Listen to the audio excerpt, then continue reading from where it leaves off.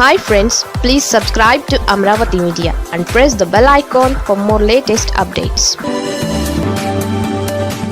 చంద్రబాబు సర్కార్పై YCP route మార్చాల్సిందే.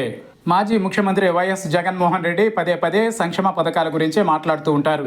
కూటమి పాలనను సూపర్ 6 అమలు గీటురాయిగా ఆయన విమర్శలు గుప్పిస్తూ ఉంటారు. ఏ రాజకీయ పార్టీ అయినా ప్రభుత్వమైనా కేవలం ఒక వర్గానికో కొందరి కోసం మాత్రమే పాలన సాగిస్తున్నట్టుగా ఉండకూడదు. ఈ విషయంలో వైసీపీ రాంగ్ ట్రాక్లో పోతోందన్న విమర్శ వెల్లువెత్తుతోంది. వైసీపీ పాలన అంటే సంక్షేమానికి బ్రాండ్గా జగన్ బలమైన ముద్ర వేశారు.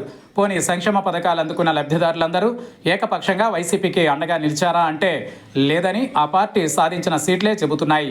వైసీపీ పాలన కంటే ఎక్కువ సంక్షేమ లబ్ధి కలిగిస్తామని చంద్రబాబు హామీ ఇవ్వగానే వాళ్లలో మెజారిటీ ఓటర్లు కూటమి వైపు మొగ్గారు. అయినప్పటికీ సంక్షేమ పథకాల విషయంలో జగన్ ఆయన పార్టీ నాయకుల తీరు ఏమాత్రం మారడం లేదు.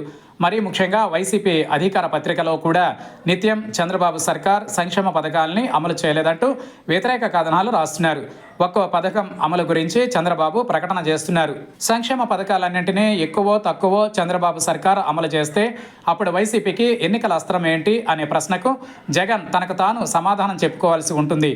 కేవలం సంక్షేమానికే జగన్ తనను తాను ఎందుకు బందీ చేసుకుంటున్నారో అర్థం కావడం లేదు. పరిపాలన అంటే చాలా అంశాలు ఇమిడి ఉంటాయి. అభివృద్ధి, పరిశ్రమల ఏర్పాటు, వివిధ రకాల ఉద్యోగుల సమస్యలు తదితర వాటి గురించి కూడా ఆలోచించాలి. వాటి గురించి మాట్లాడుతూ ఉండాలి. కానీ ఇంతవరకు జగన్, వైసీపీ నేతలెవరూ ఆ విషయాల గురించి ప్రస్తావించకపోవడం ఆశ్చర్యం కలిగిస్తోంది. అలాగని జగన్ అభివృద్ధి పనులేవీ చేయలేదా అంటే చేశారని చెప్పొచ్చు. సచివాలయ వ్యవస్థ తీసుకొచ్చి ప్రజలకు పరిపాలనను మరింత చేరువ చేశారు. ప్రతి గ్రామంలోనూ ప్రభుత్వ సచివాలయ, ప్రాథమిక ఆరోగ్య, రైతు భరోసా కేంద్రాలను నిర్మించారు.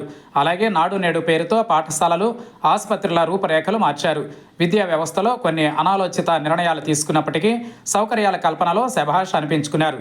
అలాగే కాకినాడ సెజ్లో, శ్రీ సిటీలోనూ పరిశ్రమల ఏర్పాటుకు తీవ్రంగా కృషి చేశారు. 3 పోర్టులను నిర్మించారు. ఇవన్నీ ఏనాడు జగన్, ఆయన పార్టీ నాయకులు ప్రచారం చేసుకోలేదు. ఇప్పుడు కూడా మాట్లాడడం లేదు.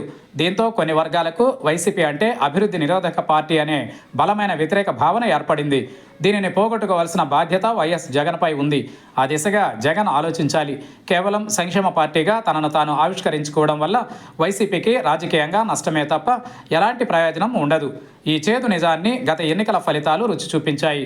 సరైన పందాలో వైసీపీ నడవాల్సిన అవసరాన్ని జగన్ గుర్తించాలి. అప్పుడే ఆ పార్టీకి రాజకీయంగా మంచి భవిష్యత్తు ఉంటుంది.